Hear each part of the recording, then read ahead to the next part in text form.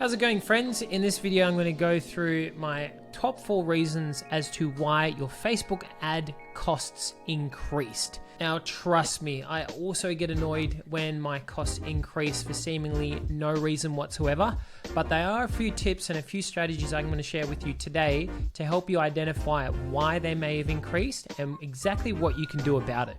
Reason number 1 is your campaigns or ad sets have entered what we call learning limited.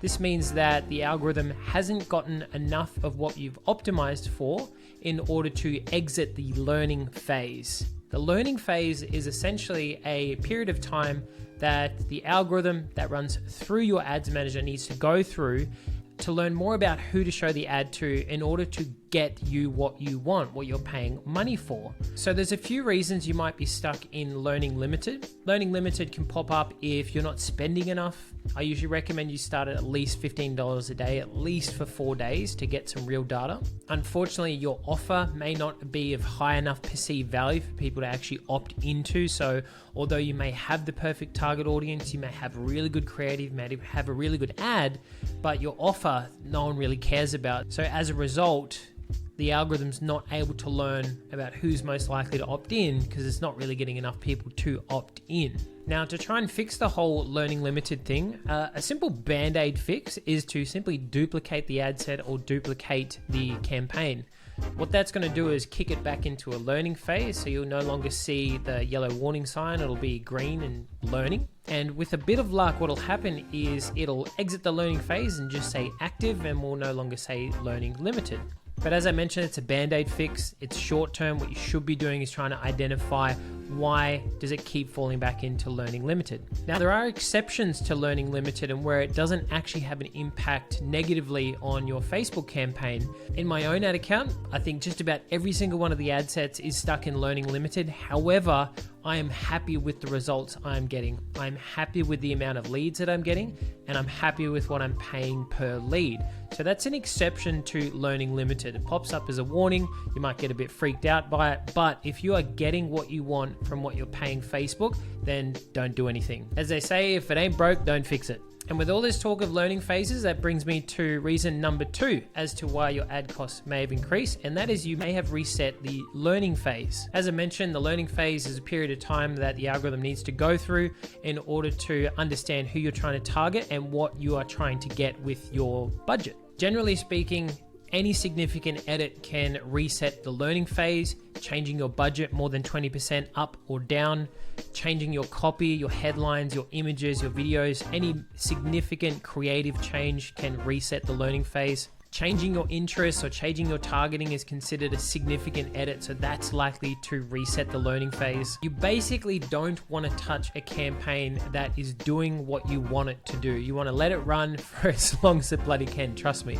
So what can you do if you've reset a learning phase? Well, you have to wait till it exits the learning phase and either becomes active or hopefully not falls into learning limited.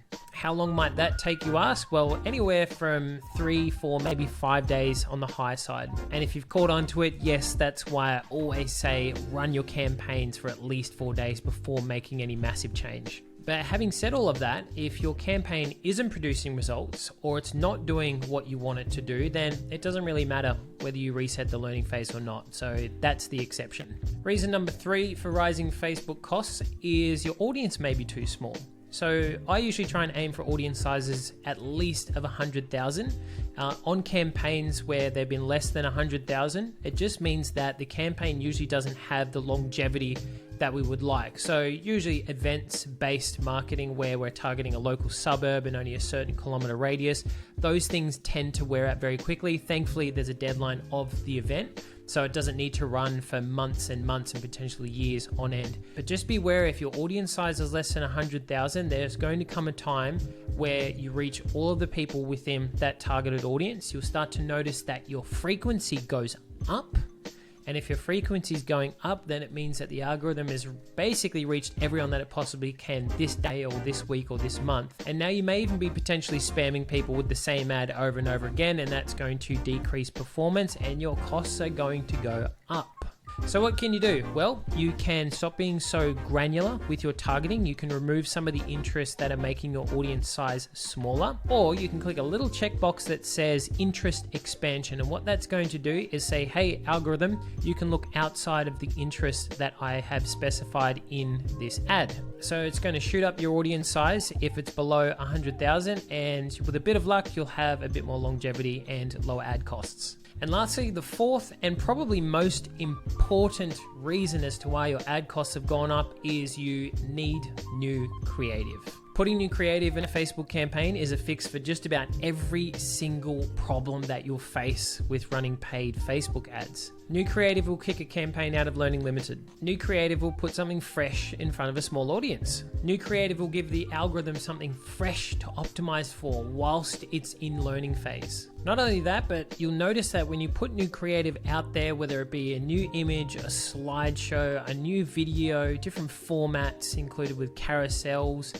or even Instagram Reels now as well, you'll find that you'll have at least 3 to 4 days of decent results, and you'll get some fantastic insights into what elements of that creative are things that your target audience wants to see. For us and our clients, we release new creative at least once every 2 weeks, if not every week. That does a couple of things. That keeps our ad costs down, and it keeps our lead flow or online sales consistent.